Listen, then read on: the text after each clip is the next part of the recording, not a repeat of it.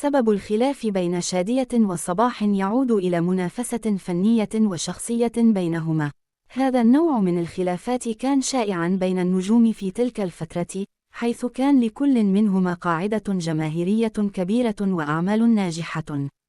تضاربت الأقاويل حول طبيعة الخلاف، ولكن البعض يشير إلى أنه قد يكون نتيجة لتنافس على أدوار سينمائية أو على نجاح أغاني معينة.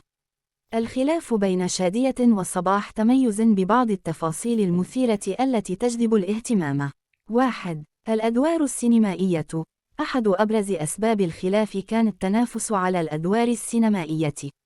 في بعض الأحيان، كانت كل منهما ترغب في نفس الدور في فيلم معين، ممن كان يؤدي إلى توتر بينهما.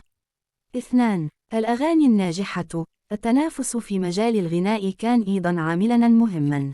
كلا النجمتين كانت لديها أغاني ناجحة وجماهيرية كبيرة، وكان يقال إن نجاح أغنية لإحدى النجمتين قد يشعل الغيرة لدى الأخرى. 3. الإشاعات والمجلات. الإعلام لعب دوراً كبيراً في تصعيد الخلافات بينهما. المجلات والصحف كانت تنشر إشاعات وتصريحات تنسب إلى كل منهما تزيد من حدة التوتر. 4. الحفلات والمهرجانات. كانت هناك بعض الحوادث في الحفلات والمهرجانات التي كانت تحضرها النجمتان، حيث يقال إن هناك توتراً ملحوظاً كان يظهر في تلك المناسبات، مثل تجاهل إحداهما للأخرى أو تعليقات غير مباشرة.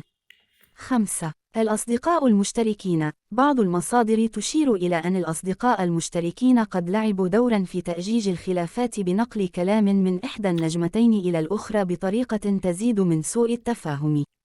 ورغم هذه الخلافات، إلا أن كل من شادية وصباح كانتا تتمتعان باحترام كبير في الوسط الفني، وكان لكل منهما مكانة خاصة في قلوب الجماهير.